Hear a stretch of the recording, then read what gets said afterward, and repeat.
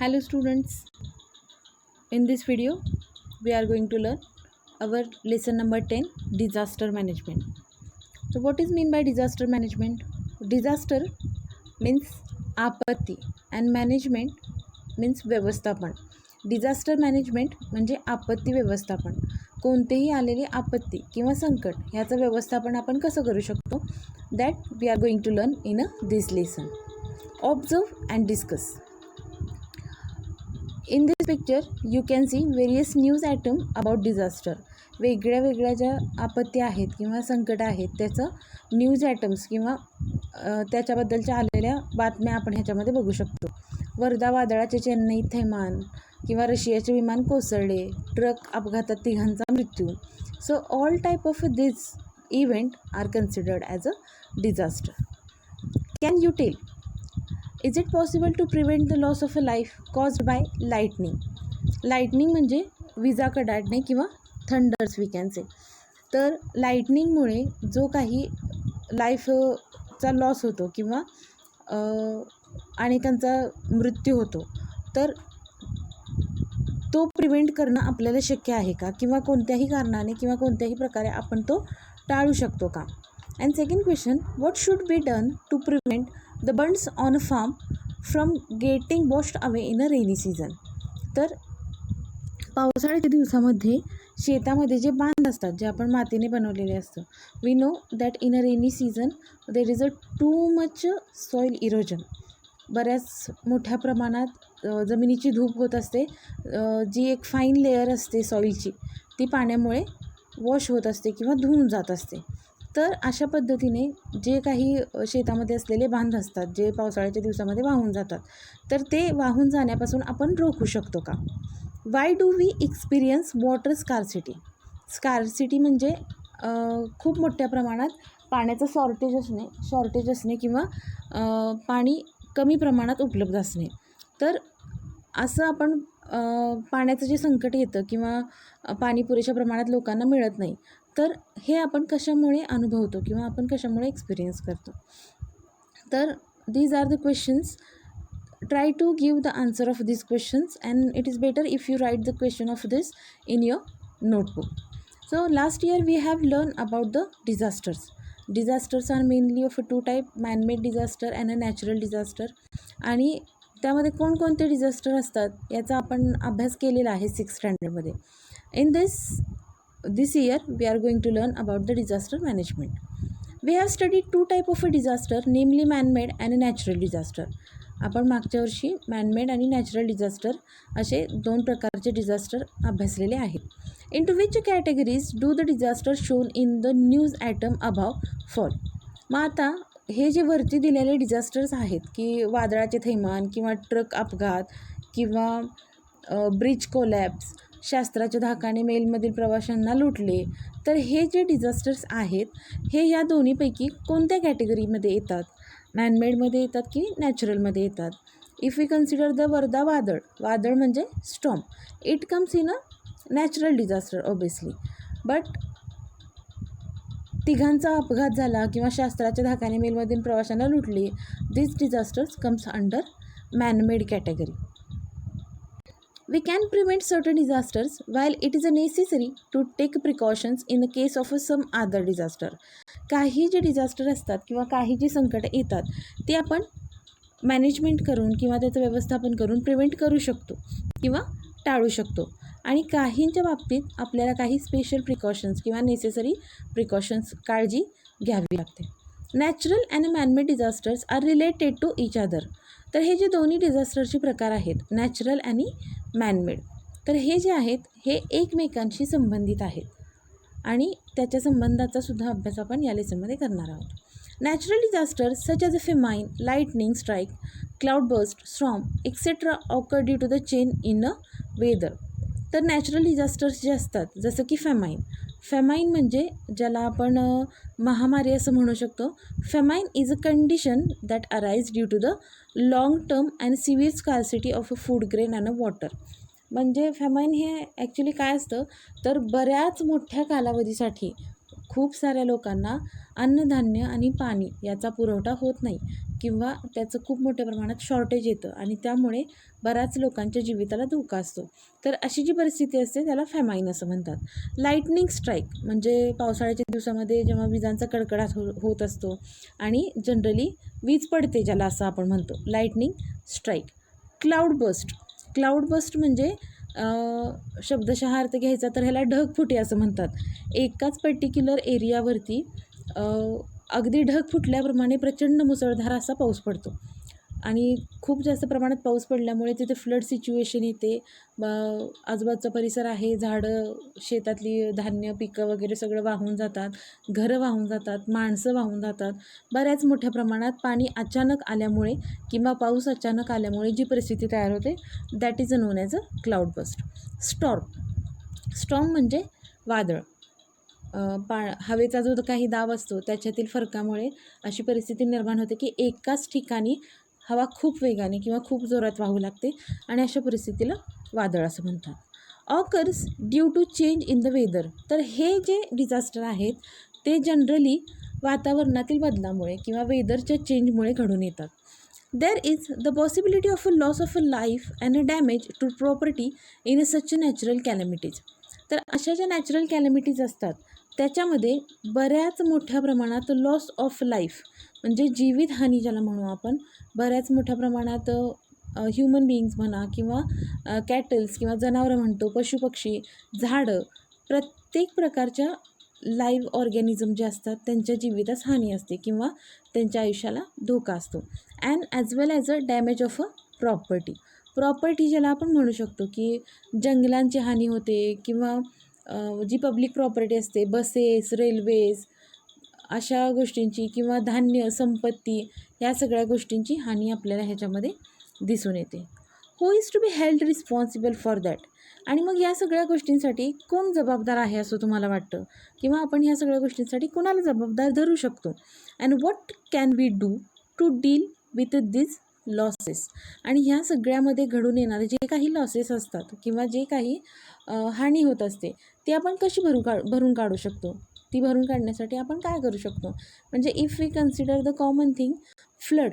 आता आपण flood situation consider केली की पाणी झालं आहे, खूप मोठ्या प्रमाणात पूर आला आहे, बरीचशी लोकं त्याच्यामध्ये अडकतात, बरीचशी लोकं मृत्युमुखी पडतात, काही लोकांची घरं वाहून जातात, शेतातलं धान्य वाहून जातं.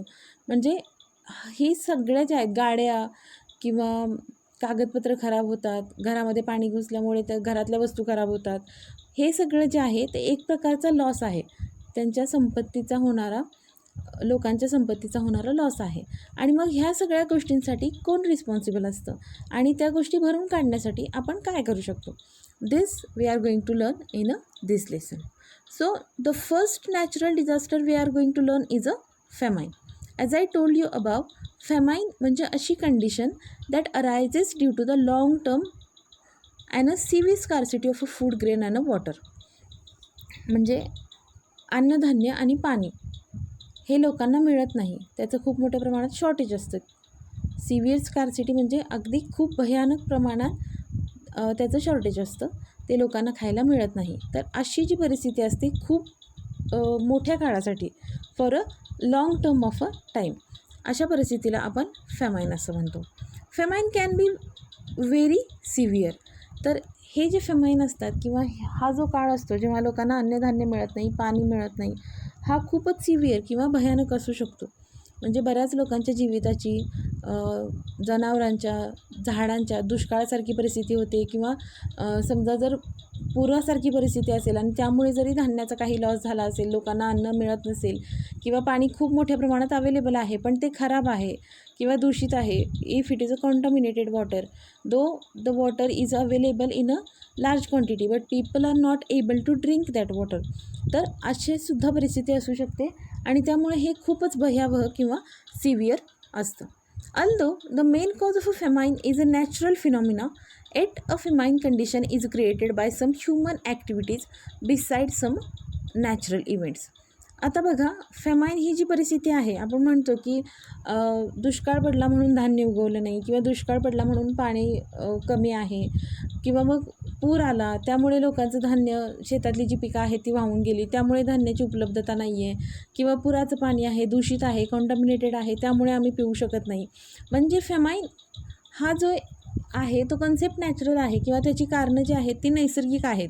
तरीसुद्धा नॅचरल कारणासोबतच काही प्रमाणात काही ह्युमन ॲक्टिव्हिटीजसुद्धा त्याला रिस्पॉन्सिबल आहेत. Think, what will happen if no food were grown during 1 whole year. आता तुम्ही विचार करू शकता, now you people are in a 7th standard, so you are able to think.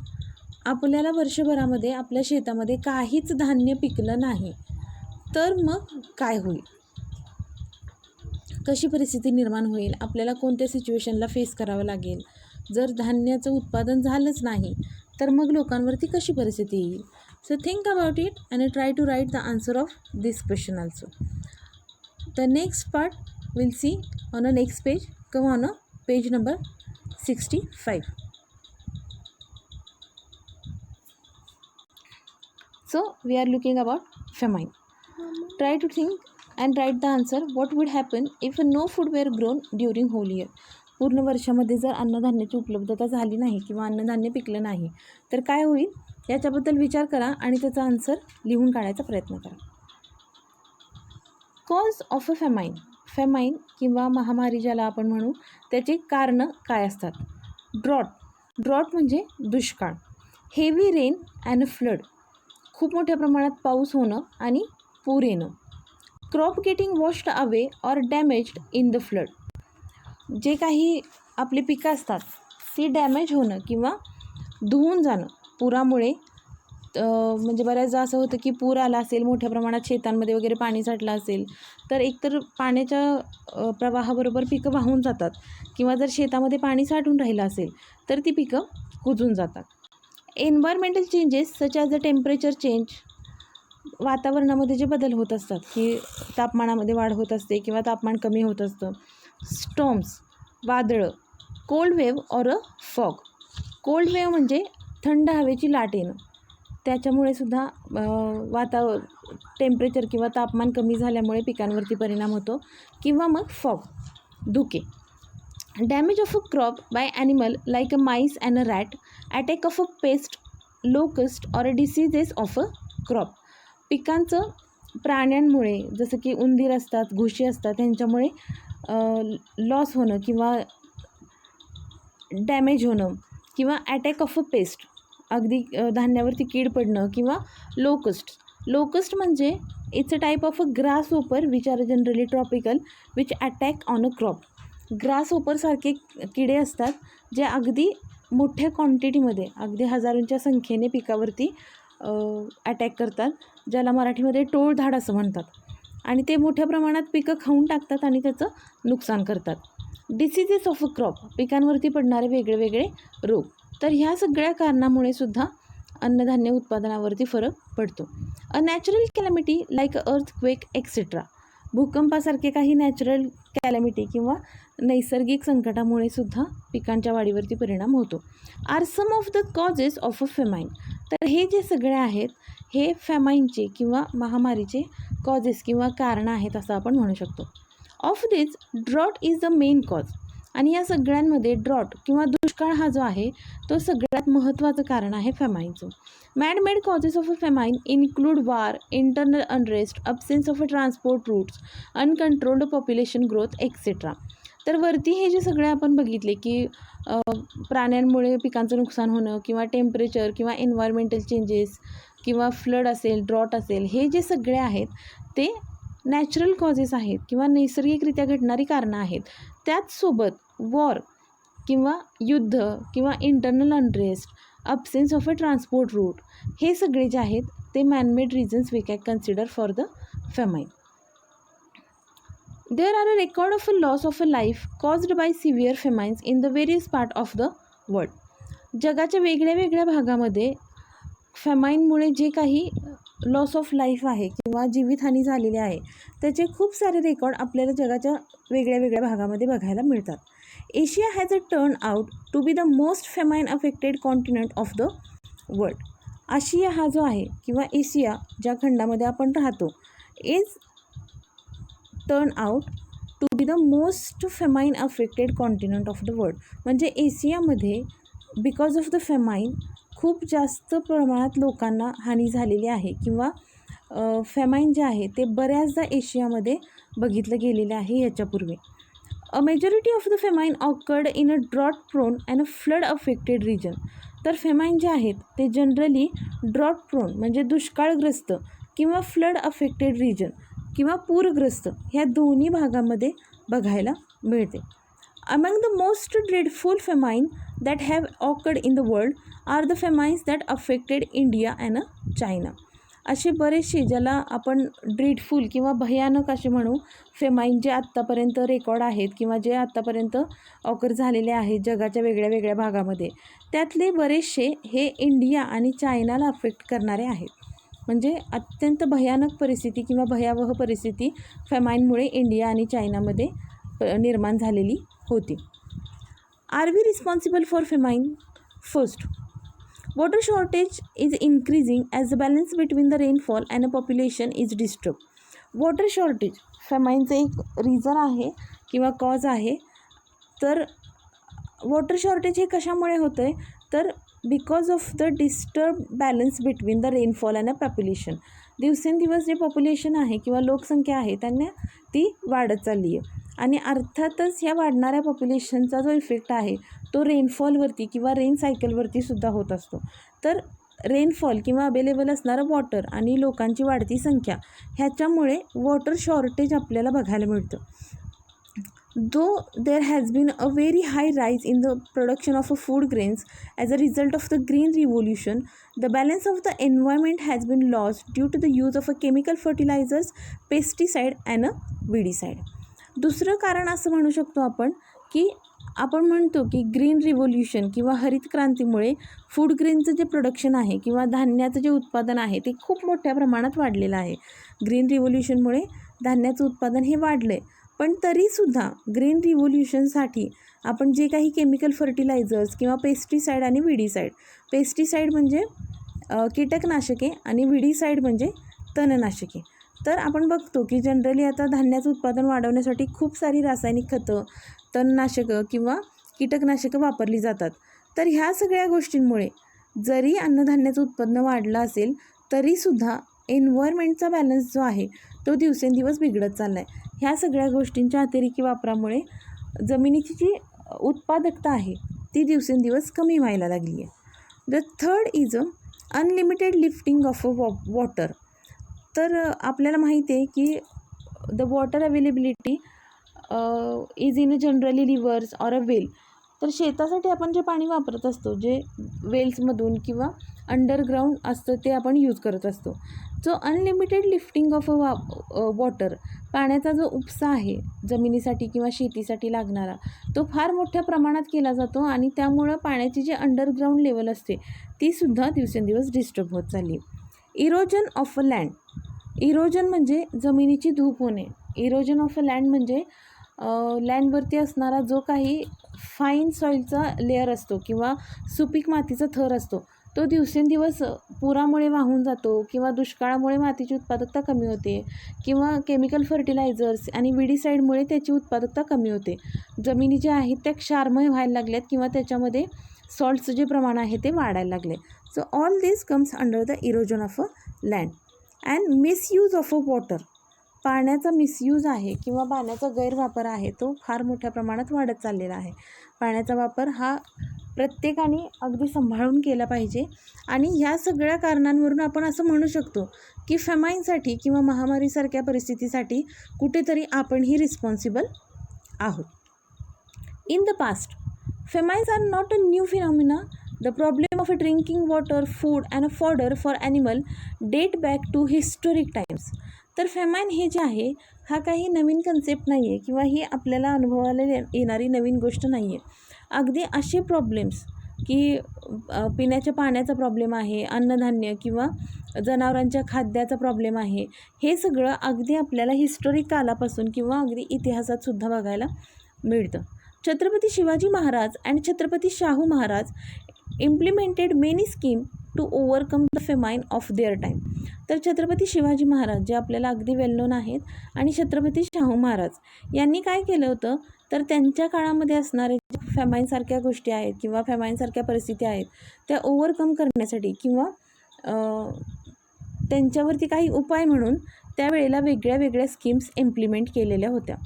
There water supply and water storage scheme are ideal even in today's circumstances. तर त्या काळात त्यांनी water सप्लायच्या आणि वॉटर स्टोरेजच्या ज्या काही स्कीम किंवा ज्या काही योजना बनवलेल्या होत्या त्या अगदी आजच्या काळातसुद्धा आयडियल किंवा आदर्श आहेत असं आपण म्हणू शकतो. You too can make a scheme like this to face future crisis and a disaster which will be of use not only in your own life in the future but also for the society at large. तर त्या काळात जेव्हा फार technically forward नव्हते लोक, त्या काळात पाण्याचं जे शॉर्टेज आहे किंवा पाणी शेताला लोकांना उपलब्ध व्हावं म्हणून त्यांनी ज्या काही स्कीम्स इम्प्लिमेंट केल्या होत्या त्याच्याबद्दलची माहिती जाणून घेऊन त्या स्कीम्स किंवा तशा काही योजना आपण आपल्या लाईफमध्ये सुद्धा इम्प्लिमेंट करू शकतो आणि ज्यामुळे आपण फ्युचरमध्ये वॉटर स्कार्सिटी किंवा फूड स्कार्सिटी फेस करणार नाही. ॲज वेल ॲज ह्या सगळ्या गोष्टी आहेत त्या आपण ज्या सोसायटीमध्ये राहतो किंवा ज्या समाजात राहतो त्यांनासुद्धा उपयुक्त होतील. Malik Ambar implemented a canal scheme for drinking water in Aurangabad. It exist even today. Collect more information about it. तर मलिक अंबर हे जे आहेत त्यांनी त्यांच्या काळामध्ये पिण्याच्या पाण्याचं शॉर्टेज कमी करण्यासाठी औरंगाबादमध्ये कॅनल स्कीम इम्प्लिमेंट केली होती. कॅनल म्हणजे तुम्हाला माहिती आहे की नदीपासून किंवा पाण्याच्या सोर्सपासून पाणी एका कॅनलमधून फ्लो केलं जातं आणि जिथे कुठे पाण्याचं शॉर्टेज आहे तिथंपर्यंत ते पोचवलं जातं. तर तेव्हा त्यांनी त्यांच्या काळामध्ये कॅनल स्कीम इम्प्लिमेंट केली होती आणि तो जो कॅनल आहे तो अजूनही औरंगाबादमध्ये आपल्याला बघायला मिळतो. तर ह्याच्याबद्दल आणखीन जास्त इन्फॉर्मेशन मिळवण्याचा प्रयत्न करा. What can we do to ease the severity of a famine. तर फेमाईनची ही जी काही सिव्हिअरिटी आहे किंवा जी भयानकता आहे ती कमी करण्यासाठी आपण काय करू शकतो. The first thing, plan usage of a water and a reuse of a water. तर पाण्याचा जो वापर आहे तो व्यवस्थित प्लॅन करून करा की आपण किती लोक आहोत, आपल्याला किती पाणी वापरायचं आहे आणि शक्यतो आपण जे पाणी वापरतो आहे ते रियूज करण्याचा प्रयत्न करा. बऱ्याचदा असं होतं की जे काही यूज वॉटर आहे ते रिसायकल करून किंवा मग त्याच्यावरती वेगळ्या वेगळ्या प्रोसेसेस करून, केमिकल प्रोसेसेस करून आपण ते गार्डनिंगसाठी किंवा शेतीसाठी यूज करू शकतो. तर पाणी वापराचं हे व्यवस्थित व्यवस्थापन करा आणि शक्यतो वापरलेलं पाणी रियूज करता येते का याचा विचार करा. Proper planning of a water conservation and harvesting at the local level. तर पाणी जे आपल्याला पावसापासून मिळत असतं ते व्यवस्थित कन्झर्व करण्यासाठी प्रयत्न करा. पावसामधून पडणारं जे पाणी असतं ते बऱ्याचदा वाहून जातं, म्हणजे वाहून जाऊन ते नदीलाच मिळतं नो डाऊट, पण बऱ्याचदा ते आपल्याला अवेलेबल होत नाही. And the rain water harvesting म्हणजे जे काही पाणी तुम्ही पावसाचं साठवू शकता तुमच्या घराच्या छतावरती किंवा अंगणामध्ये जमा होणारं, तर लोकल लेवलवरती हे सगळ्या गोष्टी करण्याचा प्रयत्न करा. गावच्या ठिकाणी पाणी अडवा, पाणी जिरवा अशा काही स्कीम असतात किंवा बांध घालून पावसाचं पडणारं जे पाणी आहे ते अडवलेलं असतं. तर अशा प्रकारचं साठवलेलं पाणी आपल्याला शेतीसाठी किंवा पर्सनल युजेससाठी वापरता येऊ शकतं.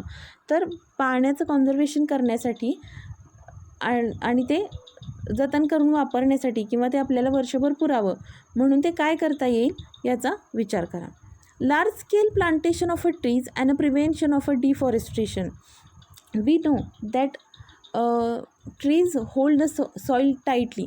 झाडं जे असतात ते काय करतात तर माती आहेत ती घट्ट पकडून ठेवतात आणि झाडं पाण्याच्या फ्लोमध्ये सुद्धा अडथळा आणतात. तर मग काय होतं की प्लांटेशन केल्यामुळे पाऊस हा जास्त प्रमाणात पडतो आणि झाडांमुळे पाणी वाहून जाण्याचं जे प्रमाण आहे ते सुद्धा कमी होतं. त्यामुळं आपण शक्यतो प्लांटेशन केलं पाहिजे, झाडं लावण्याचा प्रयत्न करा आणि प्रिव्हेन्शन ऑफ अ डिफॉरेस्टेशन शक्यतो जंगलं तोडणं किंवा जंगलांचा नाश करणं ही गोष्ट थांबली गेली पाहिजे. डिफॉरेस्टेशन शक्यतो थांबलं पाहिजे. Making appropriate change in a plants taking into account the weather forecast.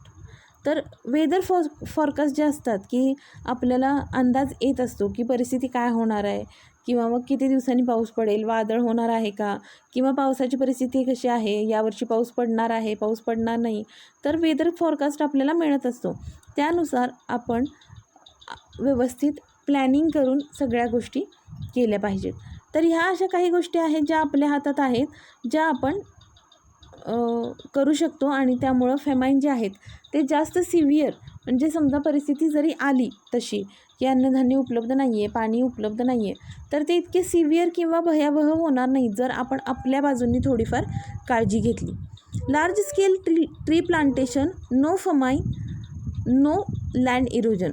जर आपण मोठ्या प्रमाणात ट्री प्लांटेशन केलं किंवा वृक्षारोपण केलं तर फेमाईनसुद्धा आपल्याला फेस करावं लागणार नाही आणि त्यामुळे लँड इरोजनसुद्धा होणार नाही, म्हणजे जमिनीची धूपसुद्धा होणार नाही. Compose a variety of such slogan and use them during environment awareness rallies. तर अशा काही स्लोगन तयार करण्याचा प्रयत्न करा आणि जेव्हा आपण स्कूलमध्ये एन्व्हायरमेंट रॅलीज घेत असतो एन्व्हायरमेंटच्या अवेअरनेससाठी, त्यावेळेला अशा स्लोगन्सचा यूज करा. Here in this video we have learned about the famine. If any queries are there related to famine or disasters, then do message me. Watch this video carefully and do subscribe the channel. Thank you.